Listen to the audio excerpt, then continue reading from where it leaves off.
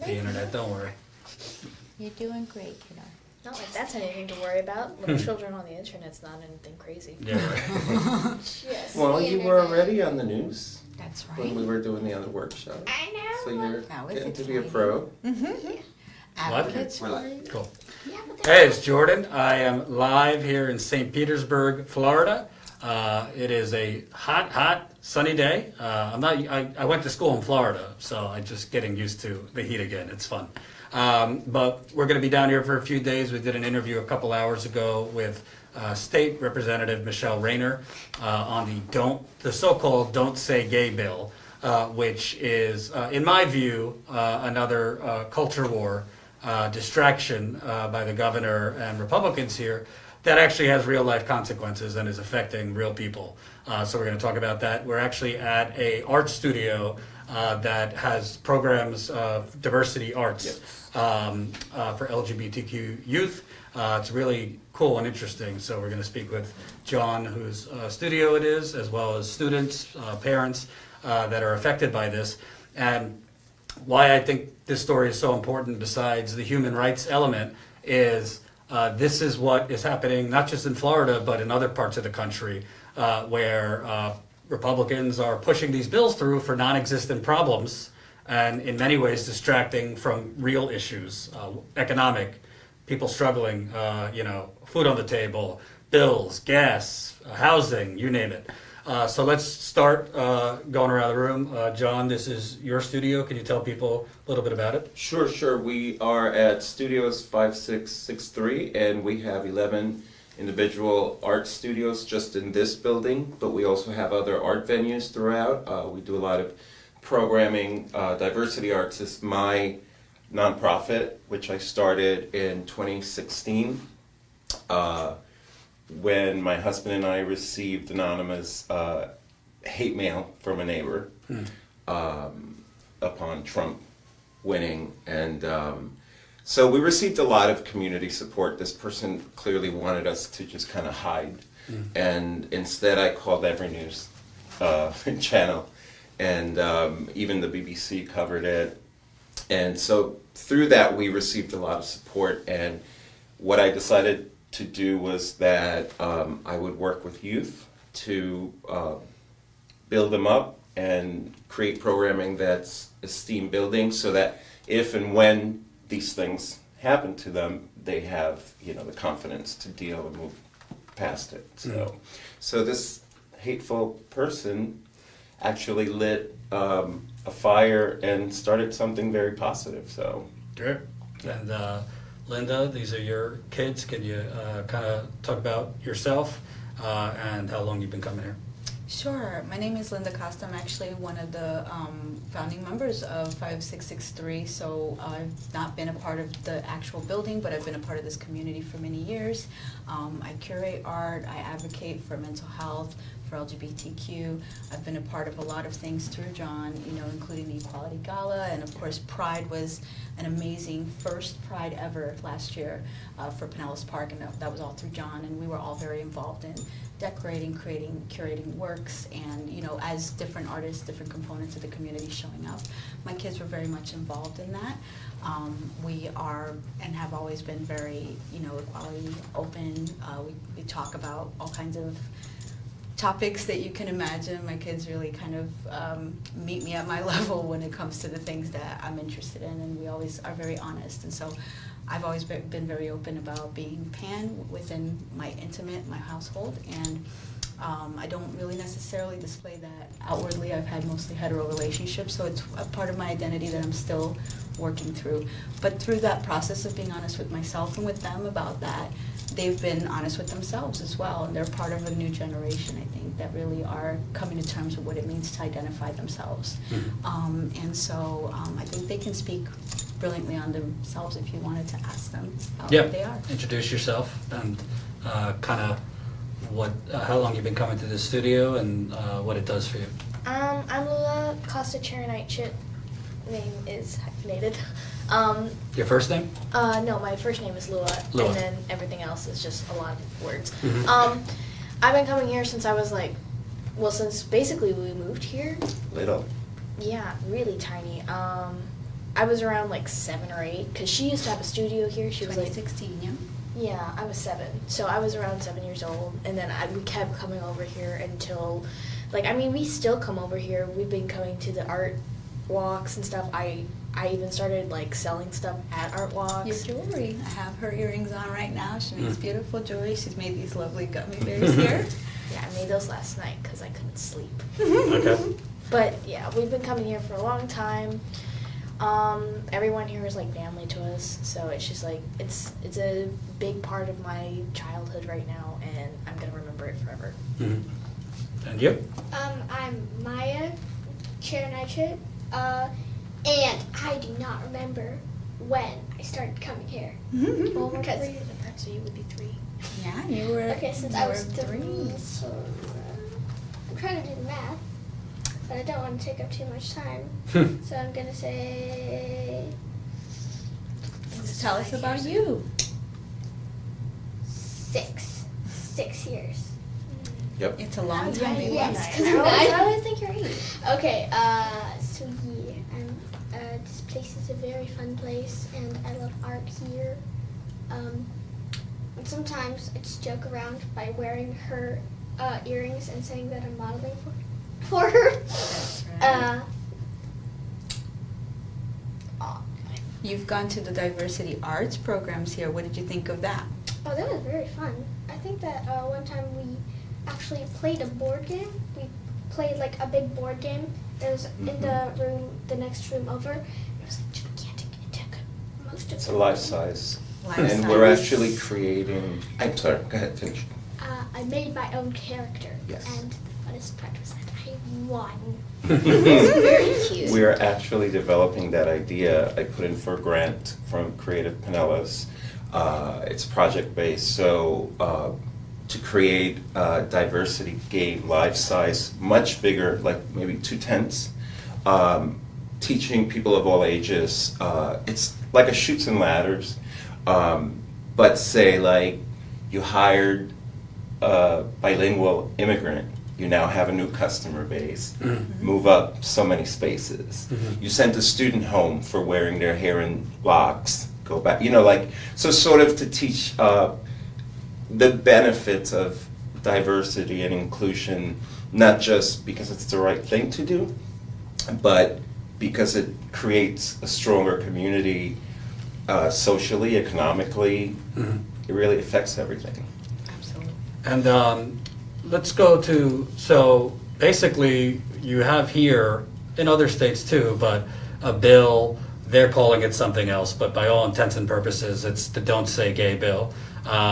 Your kids are homeschooled, but plenty of kids that are in school.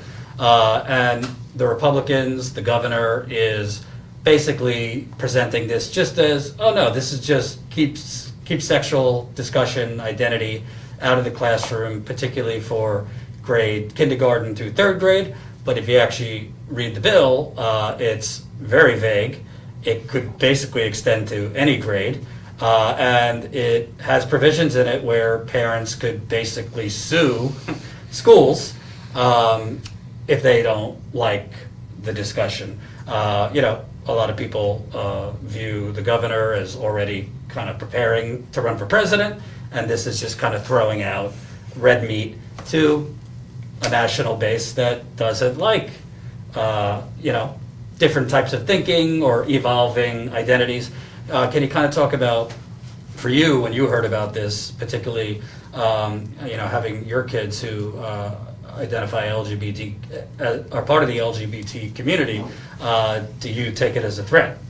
I mean, absolutely, it does not feel comfortable to live in a state that doesn't, acknowledge, how my children see themselves, how I see myself, how I identify myself, and how my community sees itself, how, my brother and sisters in the arts see themselves. So this is a very important topic for our full-on community. I think as artists, we tend to, be more open and more inclusive in general, and so that's more real for me than maybe that Republican base. But I'm a part of this community, and I want to feel welcomed, and that's why we nurture the community that we do. That's why diversity art means so much. to my family, to my children, is because we feel included, heard, and nurtured and safe in this space. And bills like this do not make you feel that way. It makes you feel like you cannot be your full self, that there are repercussions for talking about things that are real and happening right now. And I think it's divisive and dangerous. I think it puts people at risk. You know, as a parent, I had to consider, do I want to put my children on camera today? But ultimately, I have to play, you know, from life affirming, not fear-based. And fear-based is how this bill is being designed. So for me, I have to move in life affirming. I'm just like John. I want to empower young voices to be heard, and they wanted to speak on their own behalf. And so I'm grateful for the opportunity to do that. But I think that this bill has a lot of dangerous implications, and it makes parents like myself wonder, can I have my children visible? You know, how do I protect them from those who believe this rhetoric, who get fired up by it and emboldened, who might write John, you know, hate mail, and how will they react to my children, to my family, you know, and it's already affected our safe spaces, right? So, but it emboldens us, it empowers us, you know, and that's all I can say is for those who are living in that fear-based, ask yourself what's life affirming, what's love affirming, because it's not gonna work if we keep going off of fear. Right. You know, bills like this damage us as a community. And you're an articulate 13-year-old. It's tough being a kid, period. So when you add something like this that kind of makes it seem like there's something wrong with discussing, being gay or having same-sex couples or having a different lifestyle, how does that make you feel? I mean, this really isn't gonna stop anything. Just saying, like, it's like a parent putting candy up on a shelf. The kid is just gonna like go up on the shelf and steal it anyway. I mean, I used to do it when I was a kid. I hope I'm not the only one. Anyways, yeah, it's just gonna be like people are gonna retaliate. It doesn't make you can't. This is freedom of speech. You can't really put anything on the freedom of speech. That's already going against like that thing. Basic human rights. Yeah, it's a basic human right. You can't just say you can't say something because I don't like it. It's not. It's just not possible. So I mean, a lot of my friends are gay, and it's like people are like, oh, teenagers, they don't know what they're talking about, and like they think that like putting this law is just gonna be like it's for the parents and stuff. But the kid, and they're like, kids are stupid. They can't think about anything. Kids don't know what gay is. Kids will be fine. No, kids care. And I know that my friends are going to care too. I mean, like, when I told them, they're like, are you kidding me? They thought I was joking.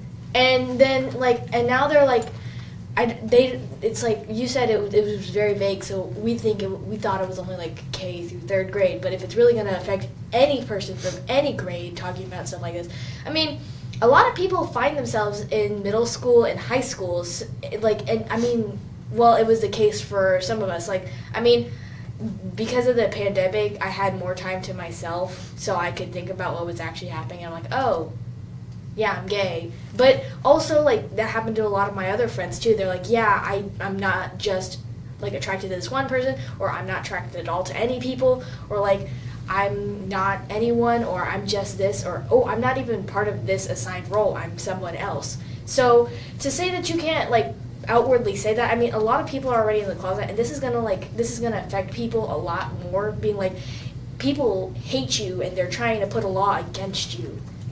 How's that gonna affect people my age who really can't say anything? Mm-hmm. It's not a good thing. Bad. Right. It's awful, honey. You're very brave to talk about it. Thank you for sharing. And also, it seems to me the adults that you were mentioning are saying, oh, kids don't know what they're talking about or this and that.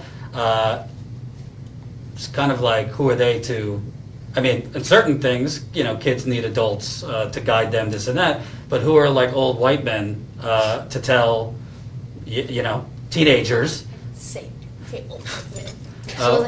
Who are the old, Diplomacy. who are the old white men to be telling you whether your feelings or, realizations you're having are legitimate or not? Old white men they're old, so just wait until they're in the grave or something. My goodness, baby, please take that out. That is not the line. Why? We can't. Why? Because it's not safe, and it's not true Ooh. to what you feel. It's But not I the just truth. said it was. It's okay. All right. So let me ask you, because you're a little bit younger. You're kind of just exploring still who you are.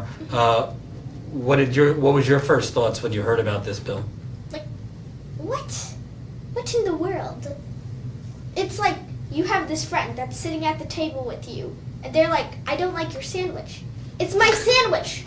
You're not going to eat my sandwich, are you? You have your own sandwich. Just eat your own sandwich. Don't care about my sandwich. Like, that's my sandwich. I'm going to eat it. I'm not putting it in your mouth. I'm not forcing you to eat my sandwich. You can go sit at another table and eat your sandwich with your other rude sandwich-hating friends. Okay? Well, I sit at my table with my sandwich-loving friends that will eat the same sandwich as me. Okay? Don't touch my sandwich. And you can sit at the same table You can. and not care about what somebody else's sandwich is. Yep. And still be friends and still be respectful. And even if you don't like it, Respect. respect. That's where I was going earlier. They're the same as you. Respect I'll is say a important. lot of things. I know. You're fine. You're fine. Not from you, anyways. Well put, Maya. And it dawns on me because there's some people who look at this and say, oh, Jordan, this is a distraction. Gas prices are high and there's other things going on. But to me, that's the point. You have politicians that are trying to distract Right. from, who the heck can afford to live Right. in major cities anymore? Down payments on a house. People are still struggling, whether they were economically hurt during COVID. There's a lot of pain, economically, but the media is covering these topics. course. And so, not to say it's not valid and people shouldn't be concerned, but it seems to me like this is a distraction, this critical race theory, to basically change the subject from the economic pain out there. Well, they don't want us to discuss the realities of what the actual problems are. This is problematic, of course, but it's just sort of adding fuel to the fire and getting people riled up, and just when we achieve something like marriage equality, here we go, all over again, and now they're going after our kids. I mean, they're going after There's all- already a higher suicide rate, there's a higher homelessness rate among the LGBT community, especially trans. And it's really disgusting that this is who you choose to go after. And some of these people who are involved in this conversation don't even have kids. So who are you to tell? At least let the parent be the one holding the conversation. The parent who actually has that kid in school now. So, we just have to keep doing what we do and raising awareness and supporting our youth. And what does it say? Because the governor's press secretary or whatever said some pretty vile things, like this is grooming when parents allow kids to have these realizations. Actually, one of the sponsors of the bill in the past has said things like, parents, of transgender kids or LGBTQ kids, it's as bad as child abuse. What does that say to you? Because it just seems like we already live in a really twisted, divided country, but you basically have this is like a sick mentality. Sure, they might not understand it, they might want to go back to the 1950s, but they're basically making it like parents are somehow committing a crime here. Right, and I think that that's the danger in this kind of rhetoric, is creating space for that kind of idea to proliferate when we've already come so far as a society, I think, since those days. I think that it does beckon back to the times when, homosexual behavior was considered illegal and criminal activity and, in some way like all of these very, the vilification, I think is consistent. It continues to this day, and it's sad. But I think we've come a long way, and we can't allow for that to proliferate. So that's why this bill is so dangerous. I think that it creates room again for the hate speech that John had to endure, for things that I have to be concerned about protecting my own children and myself of. Absolutely, it definitely can lead to worse, and I think it's incendiary rhetoric that is meant to fuel that aggressive base that did things like January 6th. And I think it's very intentional in nature. It's, here is more reasons, we're gonna give you more options and more reasons to feel validated in your hatred of others, and give you more options to escape this reality that is here, it's present, So I think my kids both brought up like these really sweet examples from that childlike perspective. My sandwich, my ideas. It comes down to, you can't deny what's already happening, and when you do live in that deep denial, you're creating room for violence against truth.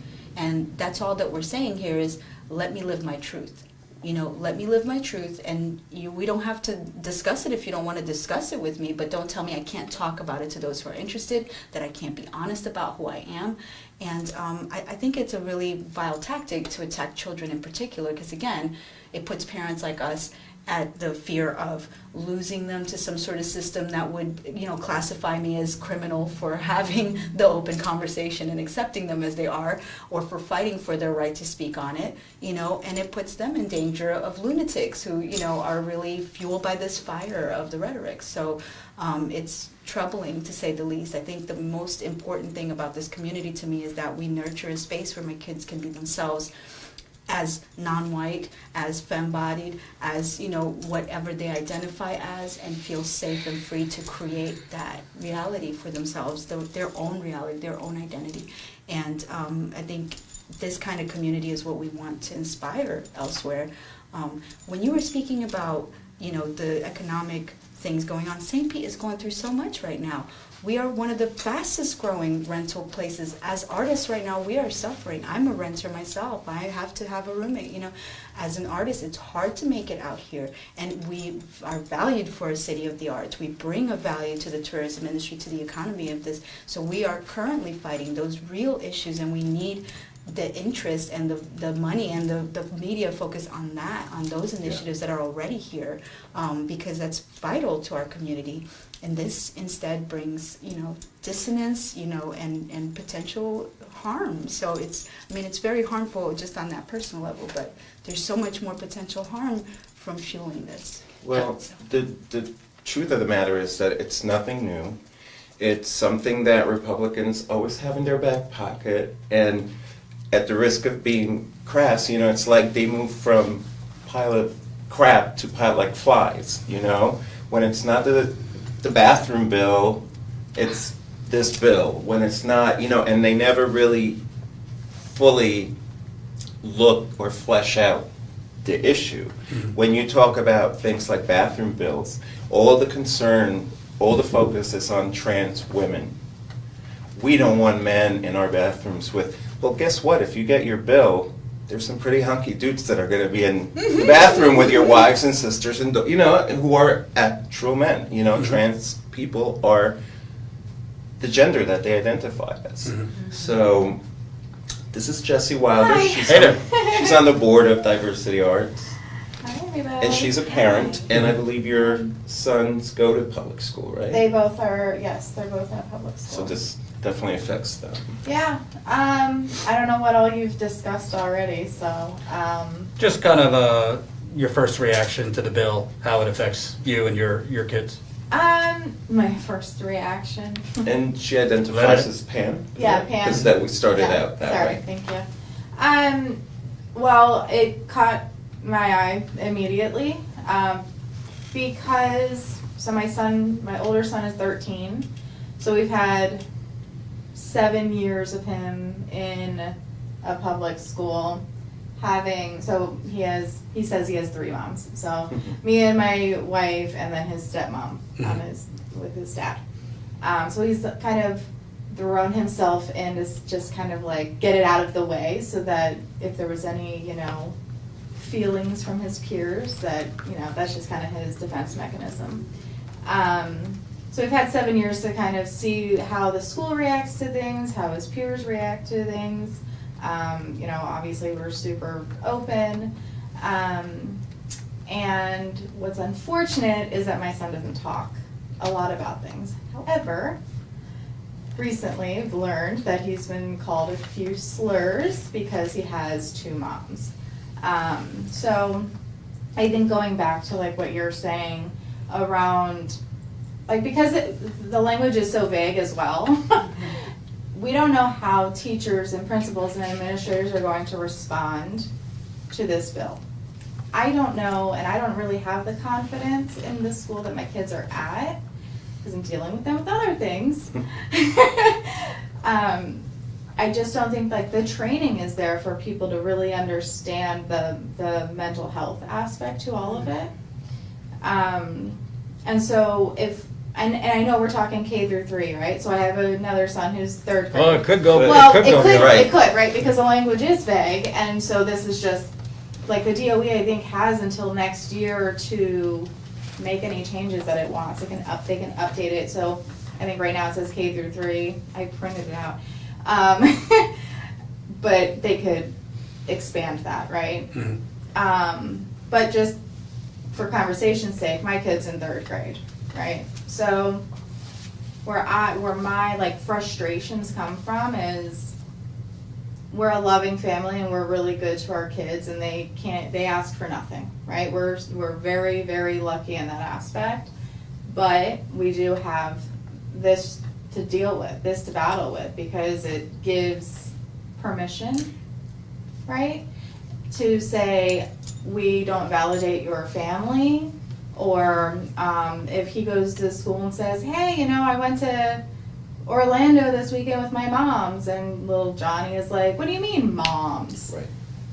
Is the teacher now not gonna be able to talk to him about what, like, we can't talk about that. We can't talk about your family because your family is different than this family. Well, that's not okay. So now that's putting my child down, but also anybody else that has the same type of families down. What are we gonna like put away books now that are like inclusive? There's just, it goes on and on, I guess.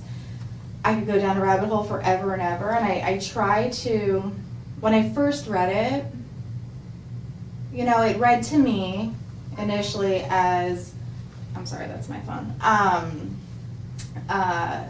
similar to what you would think for like a sex ed, right? Like you would need a permission to talk about, sex education. I'm so sorry. That's okay.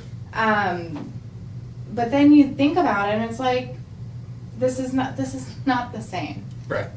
It's invalidating, and it's shoving everybody back into a closet that doesn't need to be in a closet.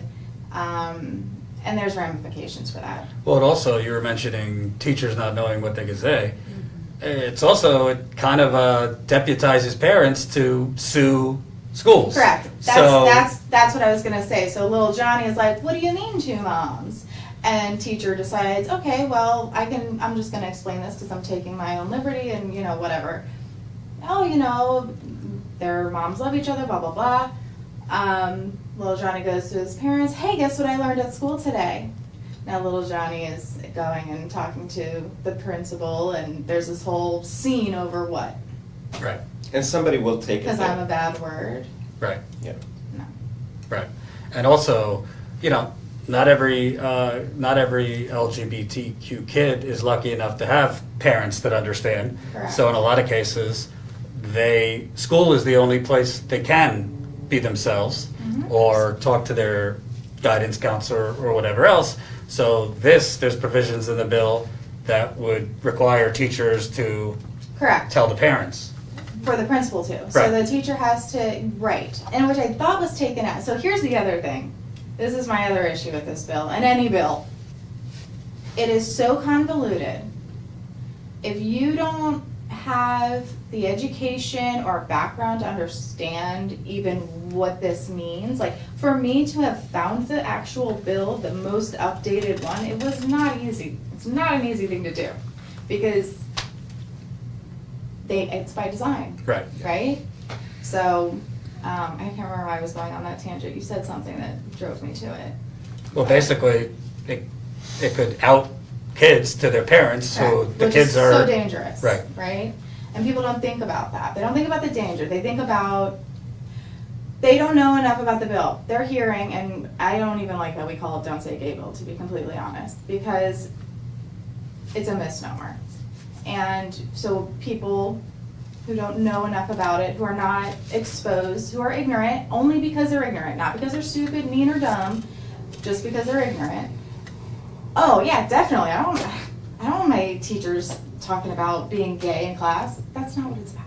Right. That's not what it's And about. it's like the way we're seeing how many different ways it can affect. It's more like a shotgun than a bullet. You know what I mean? It just shoots out there and it can hit you in so many directions against the school, against school workers, against parents, against kids, of course, which is just by the nature of diversity arts. That's where we start. That's our main concern. But it just lets you know how dangerous it is. Right. And all it's doing is denying truth. That ultimately you cannot deny that Right. she lives the life she lives, whether you like it, whether you accept it or not. And you should accept all different lifestyles, all different experiences. But if you choose not to, that's your problem. And that should not affect her reality. Right. What is she supposed to rewrite her story? Right. How is her child supposed to be themselves when that's the reality they're living? So it's a ridiculous notion. It's, fascism, for the 21st century. It's just insane. But also, whether you're gay, straight, sideways, doesn't matter. Human psychology, if you tell particularly children, don't do this, They're gonna don't do this, they're going to go the other way. I mean, let me There's ask that you, too. generally, you're 13. When people tell you how to think or what you're not allowed to do, it makes you want to do it more. Well, I mean, if it's someone I hate, then I'll do the exact opposite. But if it's my parents and it's like something that's important or I have to actually do it, like my dad's like, go do the laundry. I'm not going to do it right away. But if it's like, if I'm all out of clothes and I really need to do it, then I'll do it. Right. It's not like, it's not kid, it's like, another thing is like, when people are like, oh, kids will do the exact opposite of what you say. It's not always true. But if these people, because like a lot of people will be like, yeah, the kid, like I just said, kids will like retaliate. They'll be like, no. But then there are kids who are like, oh, well, they want to be good. Like I do anything that my school told me when I was younger because I wanted to be all A's. I have my Latin side of my family, but I also have my Asian side of the family. You get all A's, you're the perfect daughter. You get National Junior Honor Society. You have to keep that status, or else you get in trouble. Your dad gets angry at you because you got a C. Your mom gets angry at you because you got a C. So much pressure. I know. It's annoying. It's hard But to then be you have to gifted. keep really going at it, like, and they'll be like, "Oh yeah, you can take a break, but you can't really because you have to listen to your parents." But oh yeah, now. Anyways, going back to the thing. Going back, there are kids who are going to listen to this law and be like, "Oh yeah, this is bad." There are going to be snitches and stuff who will tell the teachers and People they'll starting stuff. Yeah, I mean, back in school, we weren't allowed. Like, it's now it's like just saying it outward, but you weren't really allowed to say anything in school. I mean, I was called a whole bunch of slurs in school. I didn't even know they were bad because I never really talked to my parents. Because when you're at school, you don't have a lot of time with your parents. You don't really know them. You just live with them. That's another thing. Your whole life you know your parents, and they don't actually. But like, you don't know their whole life. Mm-hmm. I think she was trying to say that during COVID, being at home, she understood us on a different level and Right. got a different level of intimacy. And when she was in the school system, it was difficult to communicate because you're there all day, pretty much. Mhm. Especially if you're engaged in as many activities. I as she didn't even obviously know my does. mom's or my sister's favorite color. That's like basics about knowing somebody. You're such a Yeah. sweetheart. And it's always been hard because I'm not like other kids. People would make not to be like, oh yeah, I'm not like other people. No, I mean, I didn't know what I was for a long time because when you're a kid and you're in school, all you want to do is play all day and enjoy your childhood. And you put everything that you're questioning away because the people that are older than you or like the adults in the house are like, don't talk about that right now. I don't have time to talk about this, or like, leave that for your parents. That's what the school usually tells you, and you don't because if the teacher won't tell you, then you're like, uh-oh, I asked a bad question, so you don't want to have it answered. So you'll never ask again. So when you're in school and there's all these people being like, yeah, you can't say that, you can't do this, it doesn't really come up to you. And now, like, we're living in a time, like, it's drastically changed after 2020 because everyone was so busy with their everyday lives, and there wasn't anything to put a stop in the road and be like, hey, think about your life, or like, because you're always like, you're busy.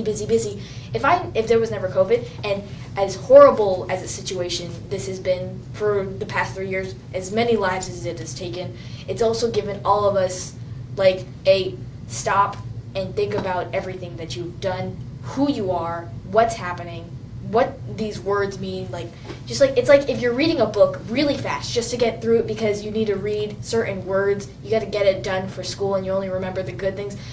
But then you have a moment that you just want to read a real book, and then you actually read it and you understand the story and you're like, oh, hey, I like this. I mean, sure, the stories I have for my school are scary. Oof. I had a story where the kids, like, they locked their parents in. I actually that was it. And like, pull the hook lions now. killed them. Lions killed the parents, and the kids were all like, yeah. Then, like, there was like a, it was crazy. Well, I think one thing that, because I wrote that down somewhere. As a kid in a school, knowing obviously kids know that this law is out there. This is not, or this bill is out there, right? It's being talked about, it's everywhere.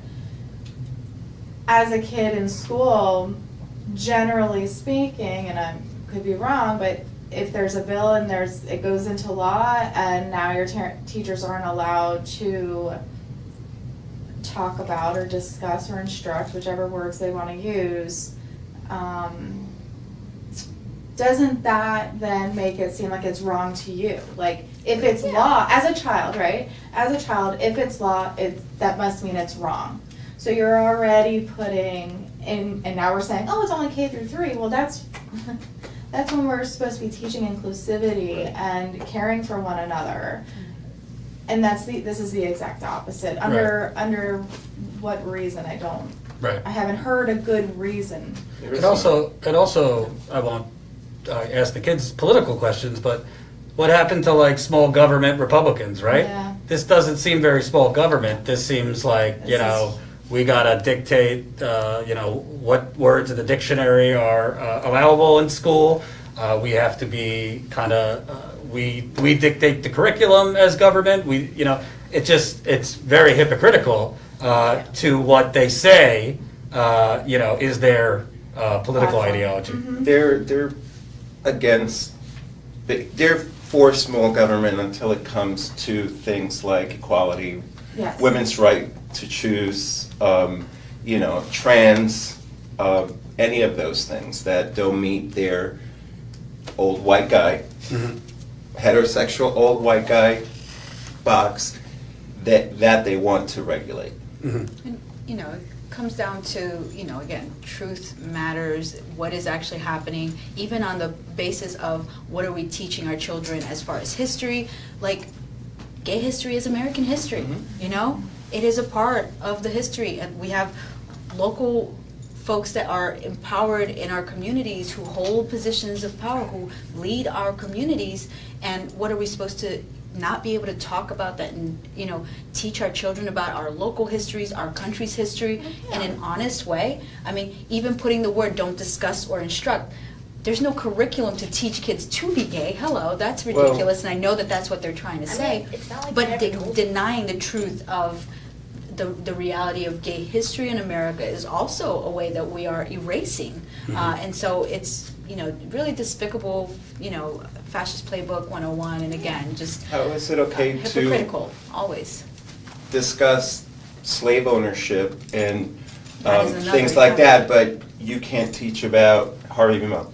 I'm pretty sure they're Harvey all. Milk. Well, based on the Stop Woke Act, it seems like they're trying to do away with the slavery lessons too, Oh, right? yes, they Because there's are. also another bill that's essentially Critical. don't make white people feel guilty Right. or uncomfortable. Yeah, that's pretty much what it comes down Yeah. to. I think. Also, it's not like they were ever teaching anyone about these things anyways. Correct. When I was in school, we didn't even have social studies. That was how bad, I might have not gone to the best elementary school, but when I was her age, the only thing I learned about was like the Rosa Parks movement during Black History Month. And that's the only time we would talk about anything that wasn't like, oh yeah, math, language arts, like that was the only time we had even the slimmest chance of seeing what was out there that like this actually. And then of course there was also like the Holocaust that we talked about, but that was like 5th grade. You didn't learn about I didn't know what that was when I was in 3rd grade. You don't learn about gay people in school. I didn't know what gay meant until I was in 6th grade. that was like, and I mean, you're not that old anyways, but it's still, yeah, I mean, I don't consider anyone old until they turn like 50 years old, but. Oh my goodness. Great. No. Joining the club Oh, this no, year. no. It depends on what type of person you are. Like my Old uncle. is beautiful All too. right, all right. No ageism on camera. Come on, we've talked about this before.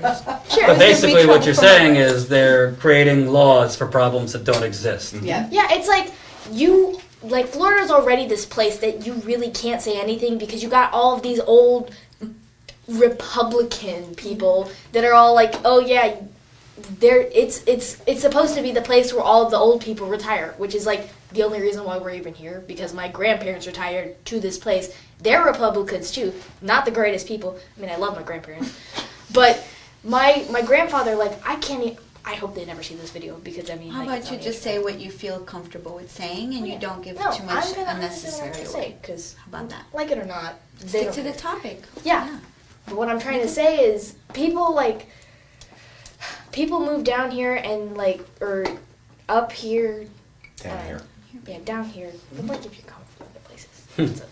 But yeah, and so this place isn't it's not a place that you would think like, oh yeah, there's a lot of young people. It's a very small community we're talking about, considering we have 7.8 billion people in the world, people being born every 3 seconds and dying every few seconds. It's like you can't expect this big community, it's a community that's mainly just Florida's known for having these republic ideas, and now they're just going to put a bill on top of it. People don't, from other places, they don't care, but we're here fighting for our rights. But it's it's not, everyone else is it's not as important as everything else, and the government's going on that. They're yeah, we're Florida. Everyone they think that this is going to happen. It's one of the things that yeah, it's Florida. We don't really care. But then there's other things happening right now But too. that's the old face of Florida. That's Yeah. right. We're It's part of the changing. new More and more face. people are moving down Places here. like That you. is why we're having some of the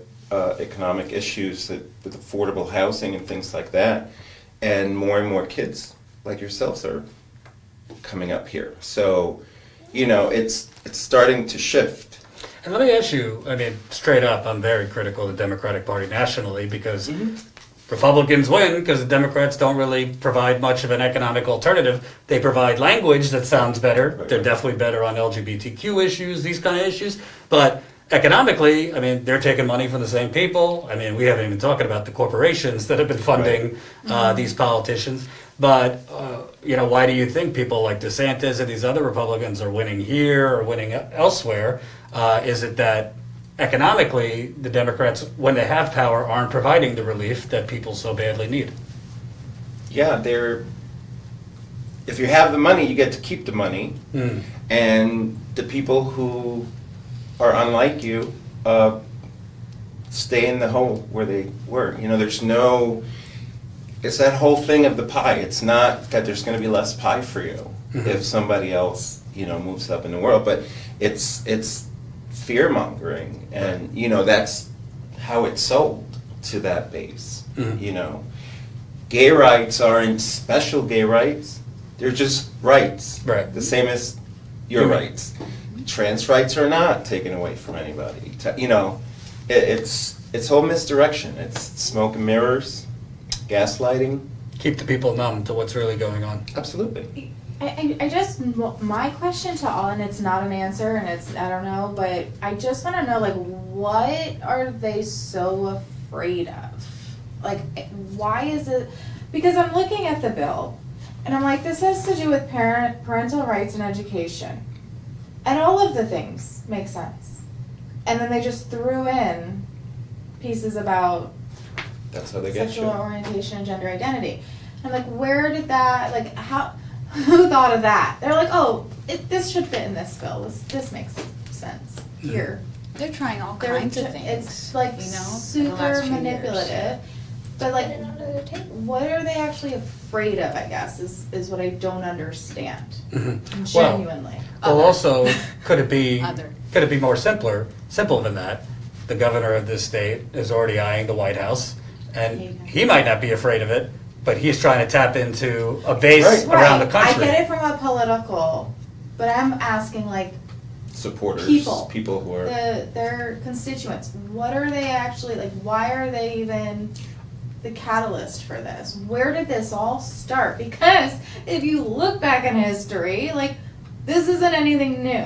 Right. But Well, it ignorance. became a problem, right? And it became a focus.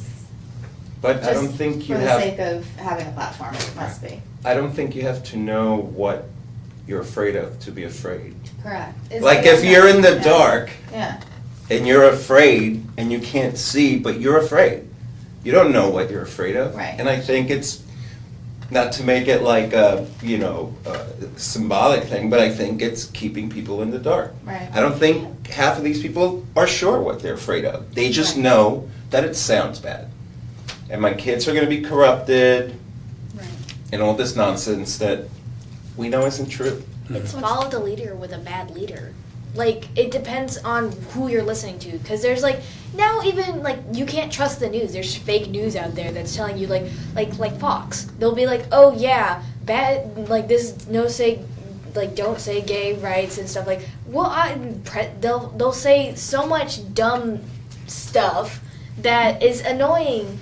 And, like, you think, like, how can people be this dumb and, like, listen to these things? Like, and then you realize that the people who are like against this, like you said, it's like old white men who are in power because it's like, it's one of those things that like, you're in power because you're like, you have money and status and you keep that status because you're white and you're old and that's how the government really works because you're white and old. Like even now, our president, he's just another old white man. I mean, yeah, he's better than the other one. But Here's the thing too, is that I think that there are people who might support this bill, or might support a corporation or a politician, who, you talked about how parents are so busy, and they just have what they have. They have their household, they have their home, they have their kids. We're financially okay, maybe we're struggling a little bit, but we're okay, and this is what this person is promising that you can keep. And I think that's enough to seal the deal for a lot of people who don't have to deal with the inequalities of the world. This is enough, and this is what they feel they must protect. Whereas there's other types of people, maybe because of our experiences, we take care of ours, but we also extend our hand, our efforts, our money, whatever it is, like through diversity arts, to make sure that somebody else is okay. Because if your neighbor falls, and then the other one, what community are you left with? Mhm. Absolutely. And can you kind of talk a little bit more, like, this is obviously a threat, but what are some of the other problems going on here that are being basically glossed over by the media and, kind of the distraction that DeSantis and the Republicans are trying to distract people from? Well, at the moment, right now in St. Pete, where I live, you can hardly, people are jacking up the rents, $800, like that. Jeez. And then people are, you don't hear as many stories of this as you do about the bill. But, every now and then one gets out. I saw one of some lady who, now in her 40s, like she had to go move back with her parents, because who can afford that? We purchased our home in 2014 for $144. Ron just looked it up yesterday. It was It's like 401, 400, 401. Wow. Same. That's awesome. We did, For you. so yeah, right? Yeah, for me. For me as a but here's the renter. thing. Here's the thing. People are like, are you gonna sell? And go where? And go Yeah. where? Now I have to buy Right. a $500,000 house. Right. Yeah, same. So that's a big one. We have a lot of, we're in Pinellas Park right now, and here this stuff is going up as well. But in St. Pete, we have condos and luxury housing buildings going up left and right. There was recently one that's not even built yet, because I read the story of this, and it's already sold out, and they started in the 800,000s. Good Lord. Who is are these investors? Are they real people that are gonna, what's, Right. meanwhile, there are people we have homeless people almost everywhere you go. Yeah. Absolutely.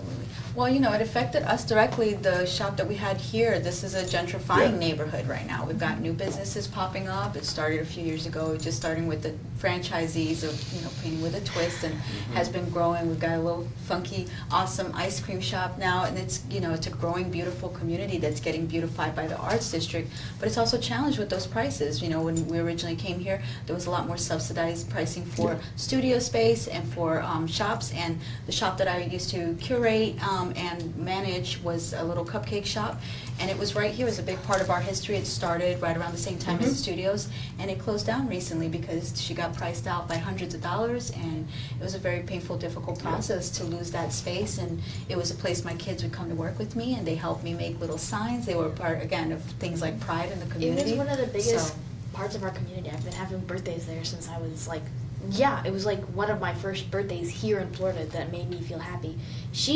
The lady who worked there, Del Simpson, the baker. Yeah. Mhm. Well, I didn't know I was allowed to say her name. Anyways, she lives across the street, so I still get my birthday cakes, but it's not the same anymore because like as much as she was just one of the bakers that made my cakes, she was also like there and helping with the events and stuff, and now she's getting the whole place, that whole area is getting filled with like what, condos?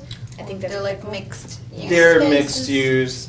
They were originally, I don't want to speak ill of Namaste. They're very, they supported Pride and stuff. But I remember the early stages when different corporations were making proposals for what was going to happen there. And at first, they were all supposed to be live-work units for artists. I believe they started at their sign said something like starting in 175 or something, but then COVID and all the materials and everything, and they were selling, I think, starting in the 200s. Yeah. And people have been buying them. Yeah. But now it's only I think the front row Right. that they're making are supposed to be the live-work units. The other Right, ones the are back just ones regular. are just homes, I think, yeah, so. Which, it's neither here nor there for us as artists. I mean, homeowners, hopefully they'll come support us. But you can see how it went from something that was supposed to be much more attainable to a segment of the community to something that Well, I is- think what you're talking about here, pretty much everywhere I go, we have a new Gilded Age in America.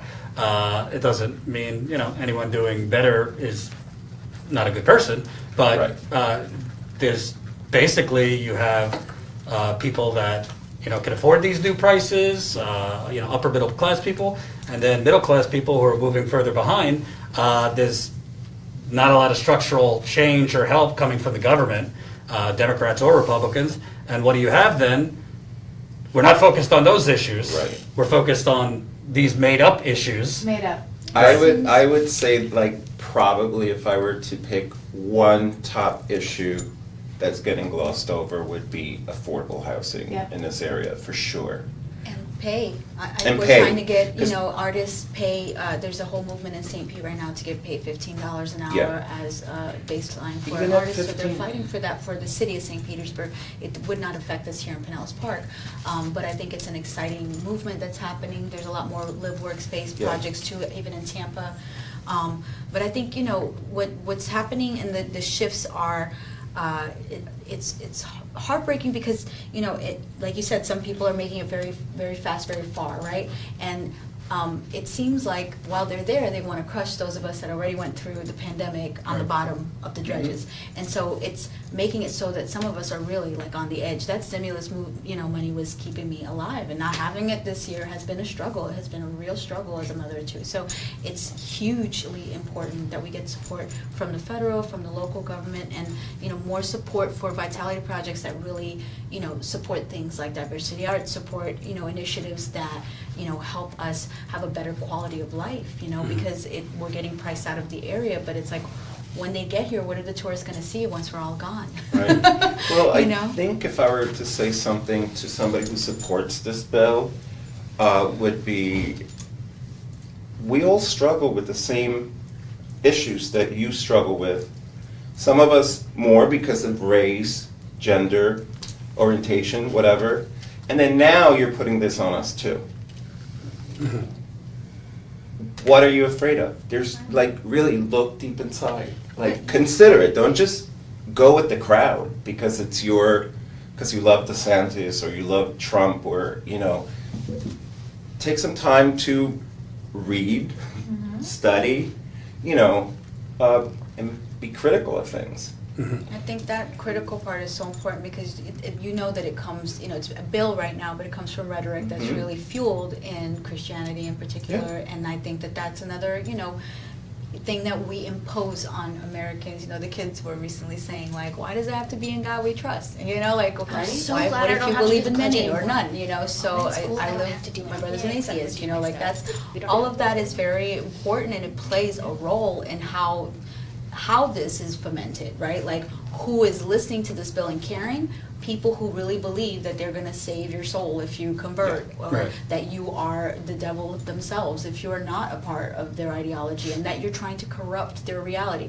It's a real fear-mongering on a basis of that. And so until we really can address that, and let's talk about that. Let's talk about how your ideology is now affecting law, how your ideology is now encroaching on my family's ability to be their truth. You know, so I think that that's the hard truth we don't talk about. Yes, it's politics.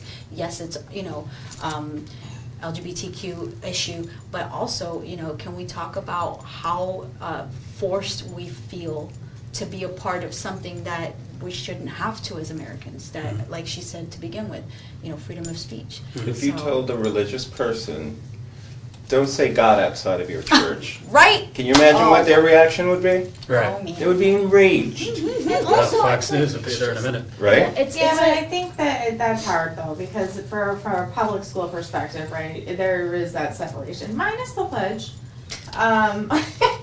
Because they're not going around and teaching, right, in the schools. So, because I've had this moment, and I'm like, well, But, I mean, I don't know now, but I know that as far as government goes,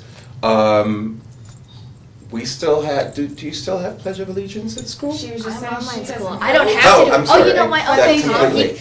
Okay, so That's what I was saying. that's, God is there. Uh-huh. When you go to, I don't know in St. Pete, but when we go to chamber meetings, they open with a prayer. Take out your dollar bill right now, I know. and who we trust. Right. Yeah. Whatever. I mean, that's the truth of I America don't that know we don't want to it's talk that about, that we've always unfair been of a- married. Because you I know? almost think it's sneakier that way. It is. Than if they're like, we're gonna have, because to be honest, I don't think I would care if somebody did teach religion if they taught it equally and it was elective. Mhm. The All way of you my choices. decide you're gonna take French or Spanish, you know, Right. like, but that's not the case. It's a much more sneaky way yeah. of getting it All in of it there. is sneaky, and I think that sneaking this into the parental rights and education is sneaky, and it's a slippery slope, right? So first we're starting with this. What's next? Right. What's going to come after this? Because this is just a step in the direction that is very dangerous. You think about what's going on in Texas. Yes. I cannot fathom, like, I think of Handmaid's Tale over and over and over again because that could be our reality, I feel like. And I know that's super dramatic, but it feels that way. And the other thing is that we said a couple of times the K through 3, but it could.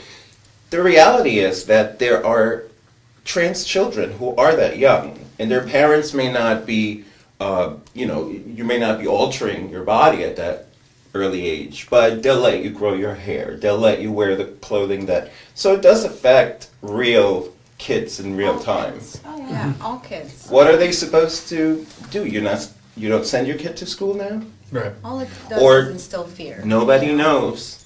Anything's different about you. Don't let anyone know. Right. Exactly. You're scared to talk about who you are. You're scared to talk about others around you. You don't know how to talk to the teacher. The teacher doesn't know how to talk to you. I mean, it affects so many different layers, but ultimately it's denying truth. Right. And it's, not just nonsense, it's fascist, scary, dangerous nonsense. So, Before we wrap, I just want to ask you two, does this worry you kind of for the future? Like she was saying, what could be next if something like this goes through? Does this worry you about further actions by the government here? Well, I mean, well, you can talk about it, really, so that's- Yeah.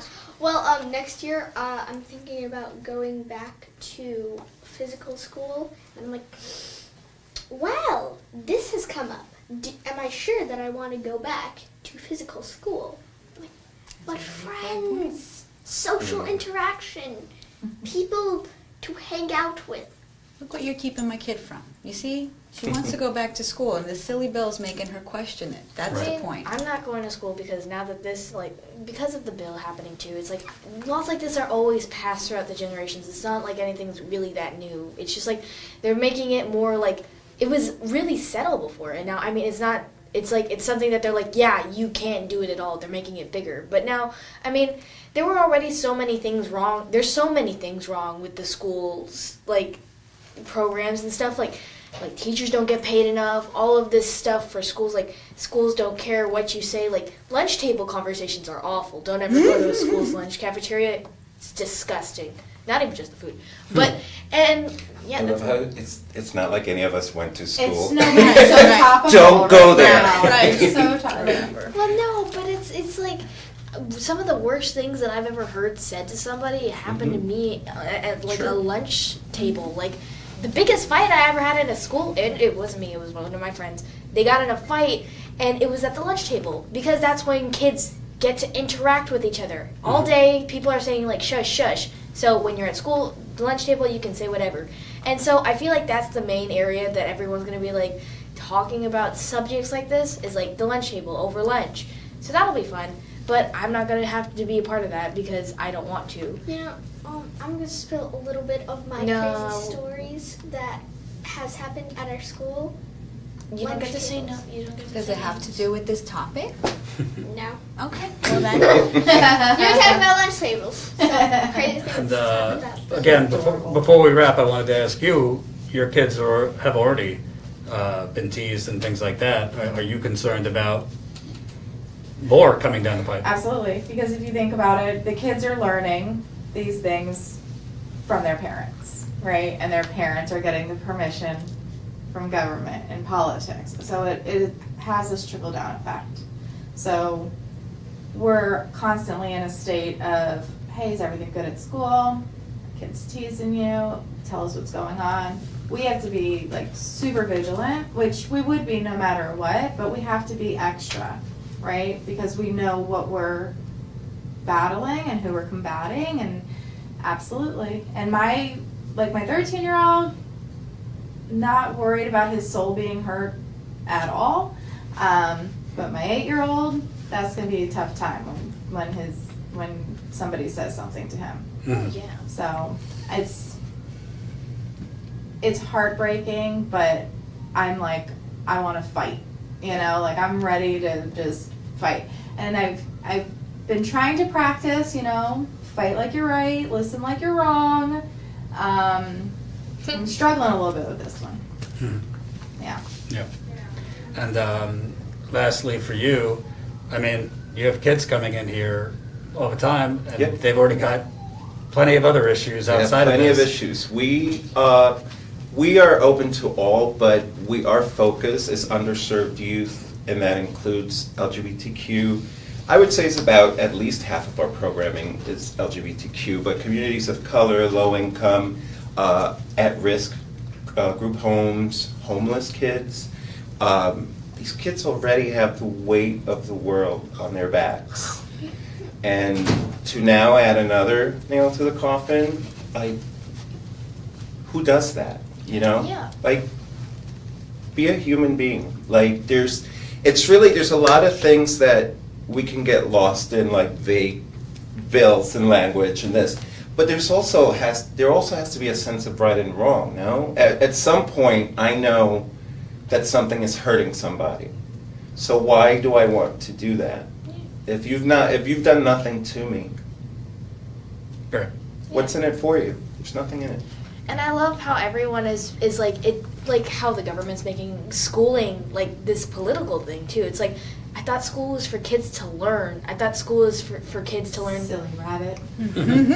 Well, we made COVID political. We made staying safe political. I'm pretty sure they weren't. We, even we made vaccines political, masks political. anything that's like that you need to have, everyone's gonna make like I bet if someone who's like people would follow, like a big politician, if they said don't drink water, it's bad for you, a lot of people would stop drinking water.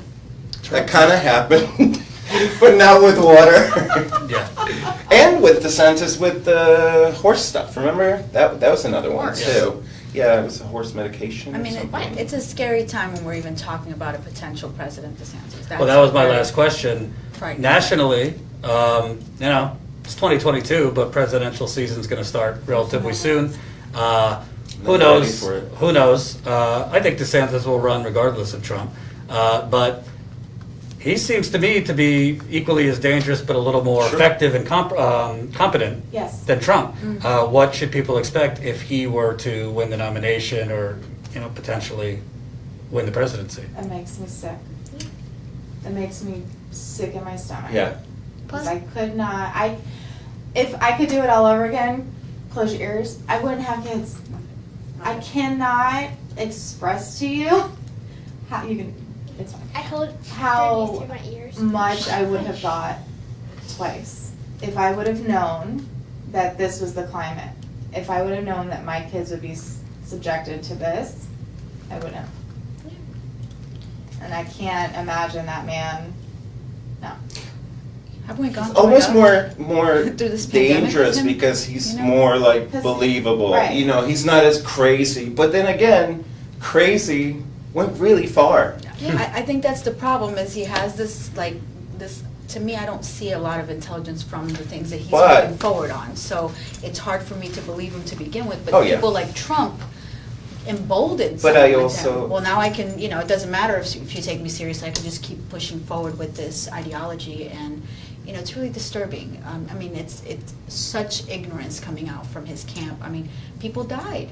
You know, the pandemic, are we not paying attention to what's actually happening around And us? it- This is it's a like- dangerous person. I don't Yeah, think he should and be it's not leading anything. like the pandemic's over yet. There's still we have Mhm. all of these different issues, and like you guys keep saying, it's like this is a concerning matter because people who are in power are going to be like they might actually pass it, but at the same time, it's like we have so much like. We have all of these prices rising up. We have the pandemic still going on. There's people dying every day. It's like it's died down enough for people to be like, oh yeah, pandemic. I don't need to wear a mask anymore. It's like, and then also like, and I'm not like this is like out of international. It's like there's the Ukraine and Russian war that we also have to worry about too. That's why gas prices went up, or so I'm told, because of sanctions. And it's just like there's so many issues going on in 2022. Like we thought it was all going to be like better because now we're out of the grasp of the big orange monkey orangutan thing, and now we're out of it. But now it's like, oh yeah, all of these things that we like, it didn't get any better. It's like we've been being like, it's gonna get so much better. It's not 2020 anymore. It's not 2021, and it never I got would better. say I would- our communities are richer and stronger through Yes. those struggles. And I Yes. think that that's the gift of these Yes. struggles, is we And- have to remember to value each other and hold together to those that believe in what we believe. And I would say that a lot of things are not so much better too, because a lot of us voted out of necessity of the, you know, not that I consider Biden to be an evil, but I certainly consider Trump to be one. Mhm. And we, as a party, were not together enough or willing to shoot outside the box. We say we don't want politicians, but then we go back to politicians. Mhm. You know, we got rid of Bernie, we got rid of, you know, Stacy.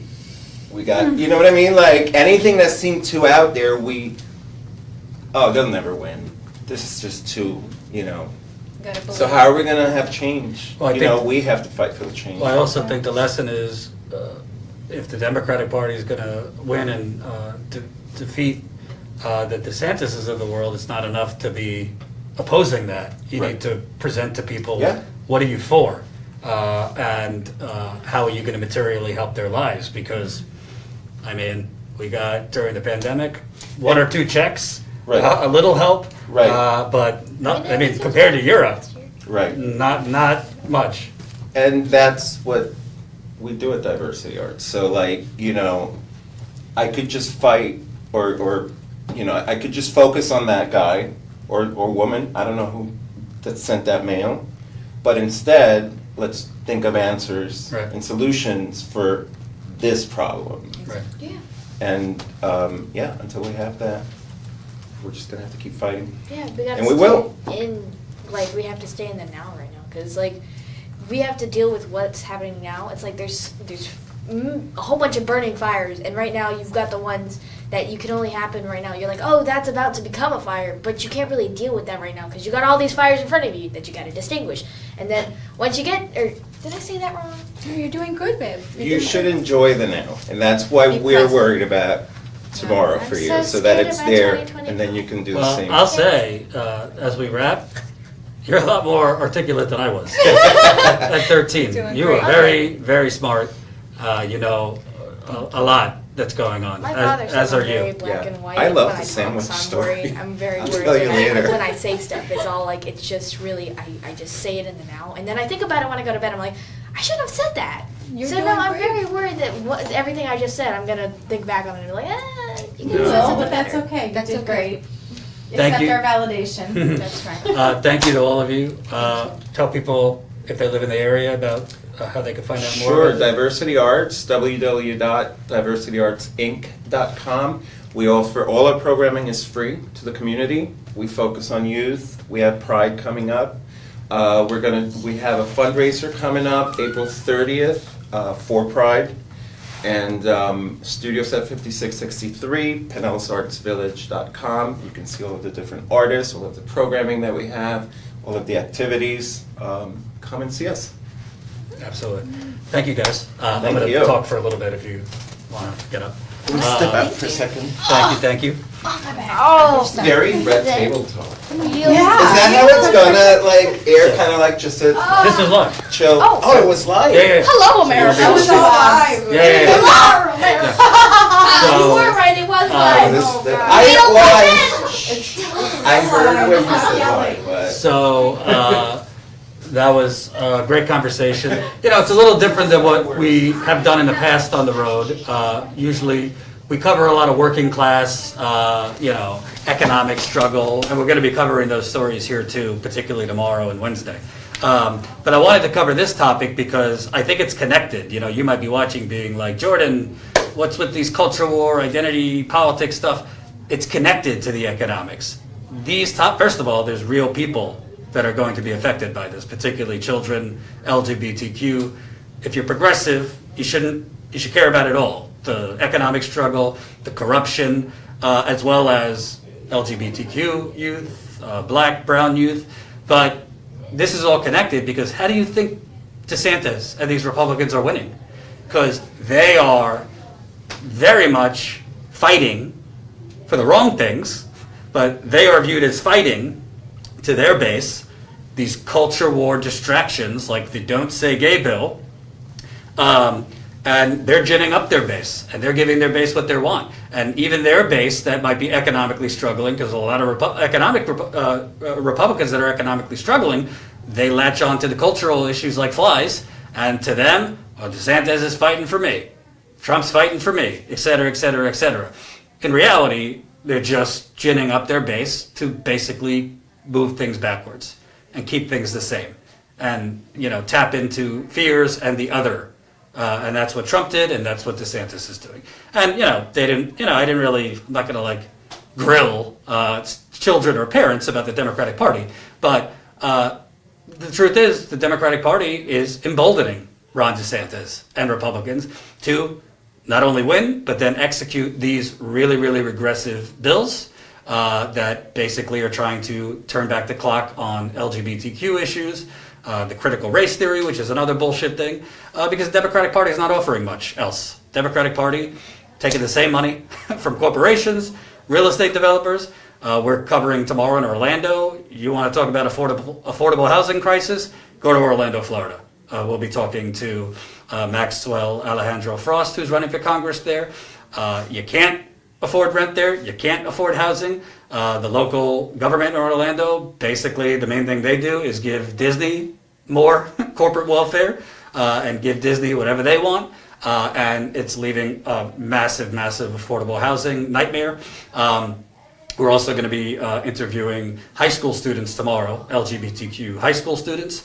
One of them actually wrote a piece for the New York Times on the Don't Say Gay bill. So we're going to be interviewing them tomorrow afternoon. Also going to be interviewing State of Florida Representative Carlos Smith, who's LGBTQ, specifically about DeSantis and the threat of him in future years. Wednesday, we're going to be interviewing people from the St.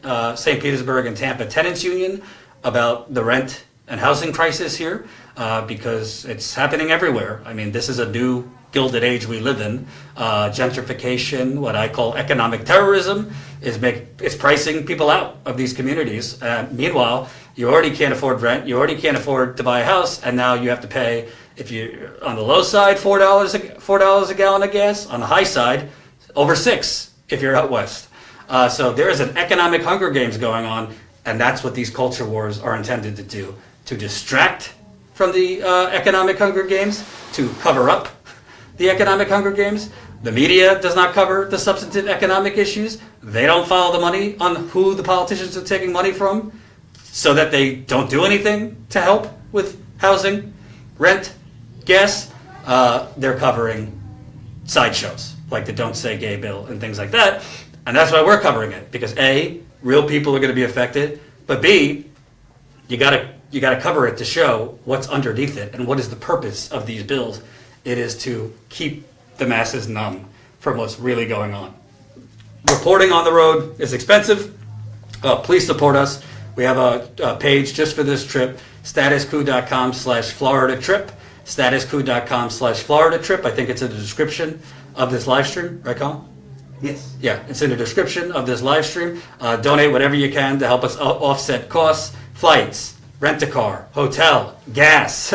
We're actually going to be driving to Orlando soon, which is about an hour and a half. So gas is expensive, rent-a-car, flight, hotel. Also, if you value on-the-ground reporting, please sign up as a Status Coup member. That's how we do more of this on-the-ground reporting. It's not cheap. That's why most people stay in a studio. But it's really, really important that we grow our paid membership. You can become a member for as low as $5 to $10 a month. That's statuscoup.com/join, statuscoup.com/join. As a member, you get access to our monthly members call, where we do a call through Zoom, which I'm going to do when I get back. It's a lot of fun. Usually go for an hour or two. You could just listen if you don't want to talk. Our Discord channel for our members, you get access to that. And behind the scenes video, we just shot a behind the scenes video on the drive over here, which we'll upload for members, statuscoupmember.com. If you're a member, statuscoupmember.com. Click on member content. We'll try to upload that when we get in later tonight. But these are important stories, and you want to know something? I saw some, comments. Jordan, I'm not into this topic. Well, you might not think it affects you. You might think, oh, I'm not gay, or I don't have any gay friends or family. The culture war is what is helping to embolden Republicans to win, so that the economic misery stays the same. And as I said, the Democrats are also part of handing governorships, potentially the presidency, back to Republicans, because they're not providing anything to galvanize the working class of this country. They're not providing structural change. They're not providing anything in terms of rising costs, rent, housing, gas, food, education, healthcare. They're providing a lot of woke language. So they might be better for LGBTQ people, but they're not helping the entire voting, the non-voting population, which is the biggest voting group out there. That's why the economic misery stays the same. That's why the economic corruption stays the same, because we have basically two parties. One is all the way crazy, and the other one sounds a little nicer, but is just as corrupt. So I'm glad we're out here covering these stories. Please, again, support us if you can. This is very expensive to do on-the-ground reporting. We'd like to do more of it, but we don't have any big funding from corporations, big investors. Our funding comes from you. So I hope while we're out here, if every single person watching, even if it's at $5 a month, can sign up as a Status Coup member, that's how we're able to cover more of these stories and talk to real people, parents, activists, students, and those things. And again, Tomorrow, we're going to be focusing on the affordable housing crisis here, rent. Even Uber drivers are feeling the squeeze, particularly right now with the gas prices, and Uber's not providing them much in increase in rates. We're also going to be talking about the Stop Woke Act, which is another culture war distraction to ban critical race theory and these other things. We have a lot of other topics coming up, and I'm really looking forward to talking to housing activists because it is really bad in Florida. And if you remember from the 2008 financial crash, Florida was kind of ground zero at first for the foreclosure crisis. And a lot of people haven't even recovered from that 10 to 15 years ago. So definitely tune in. Tomorrow we'll be live around noon Eastern time, so that's 9 o'clock Pacific. So our first interview will be around noon tomorrow. Second one will be around 2 in the afternoon, and then we'll have another one at 5 o'clock Eastern. So definitely tune in. Make sure you're on our email list because you'll get emails when we're live. Go to StatusCoup.com, enter your email there. But for this trip specifically, I ask you, please support us, StatusCoup.com/Florida trip. You could donate there. We have a GoFundMe link, PayPal, and a link to become a member. If you say, Jordan, which one do you want me to do? Become a member, because that's consistent. Become a monthly member, $5 a month. We have $10 a month, $20 a month, or $179 annually. Thank you for watching, and we'll be live again tomorrow around noon Eastern time. Thanks.